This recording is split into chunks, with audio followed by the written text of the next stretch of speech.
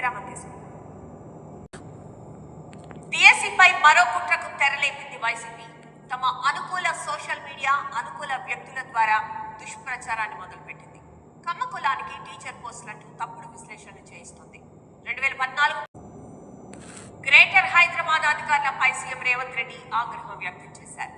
ఈ నెల 1న జరిగిన సమీక్షలో వర్షాలపై ముందస్తు సూచనలిచ్చిన సీఎం రేవంత్ రెడ్డి పాలన ఫస్ట్ హాఫ్ డిజాస్టర్ అని మాజీ మంత్రి కేటీఆర్ అన్నారు. 2.5 ఏళ్ల పాలనలో రేవంత్ చేసిన అభివృద్ధి ఏంటని ప్రశంసించారు. వేములవాడ నియోజకవర్గ సర్వసభ్య సమావేశంలో సర్పై కార్యకర్తలకు అవగాహన కల్పించిన కేటీఆర్ సీఎం రేవంత్ రెడ్డి సవాల్ విసిరారు. ఎంపీ రఘునందన్ రావు దమ్ముంటే అసెంబ్లీని రద్దు చేయాలని 8 మంది బీజేపీ ఎంపీలు కూడా రాజీనామా చేస్తామంటూ సవాల్ విసిరారు. ప్రజాక్షేత్రంలో తేల్చుకుందామన్న ఆయన కాంగ్రెస్ పార్టీకి రేవంత్ రెడ్డికి పాలన చేత కావడం లేదన్నారు. కేంద్ర మంత్రి కిషన్ రెడ్డి గురించి అనవసరంగా మాట్లాడుతున్నారని రఘునందన్ రావు ఆగ్రహం వ్యక్తం చేశారు. జాతీయ రాజకీయాల దిశగా జనసేన అడుగులు వేస్తోంది. జాతీయ సమైక్యత లక్ష్యాలతో నేషనల్ లెవెల్లో తన ప్రస్థానాన్ని ప్రారంభించనుంది. రేపు ఢిల్లీలో పార్టీ అధినేత AP deputy CM Pawan Kalyan విస్తృత స్థాయి సమావేశం నిర్వహించనున్నారు. జనసేన ఎంపీలు, ఎమ్మెల్యేలు, ఎమ్మెల్సీలు, కార్పొరేషన్ చైర్మన్లు, ముఖ్య నాయకులతో పాటు తెలంగాణ, కర్ణాటక, తమిళనాడు, కేరళ రాష్ట్రాలకు చెందిన పార్టీ నేతలు ఈ సమావేశానికి హాజరు కానున్నారు. జనసేన భూమన కరుణాకర్ రెడ్డిపై తిరుక్షేత్రాల పరిరక్షణ సమితి అధ్యక్షుడు ఓంకార్ తీవ్ర స్థాయిలో ఆగ్రహం వ్యక్తం చేశారు. కాషాయ వస్త్రాలు ధరించిన స్వామీజీలు కనిపిస్తే భూమన భయపడుతున్నారని అన్నారు. భారతీయ జనాభాలోని జన్యు వైవిధ్యం ఏం చెబుతోంది?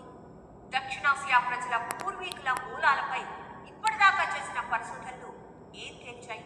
ఈ అంశాలపై సుదీర్ఘకాలం పరిశోధనలు చేసి మానవ పరిణామ క్రమంలో ఎంతో సేవ చేసిన డాక్టర్ కుమారస్వామి తంగరాజుకు 2026లో పద్మశ్రీ పురస్కారం లభించింది.